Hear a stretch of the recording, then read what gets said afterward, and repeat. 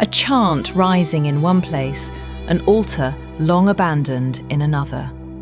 A breath awakens here. A soul loses its grip elsewhere and settles into grace.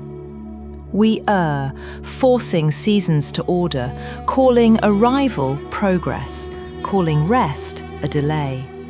Trying to make sense of nature, binding the cycle to a human recorder. The earth keeps older laws, no calendars, no names, neither advancing nor retreating. It moves like a dark repetition, a discipline without a pause. We are never beginning nor ending, only standing at different edges of the same circle, caught for a moment in the turning.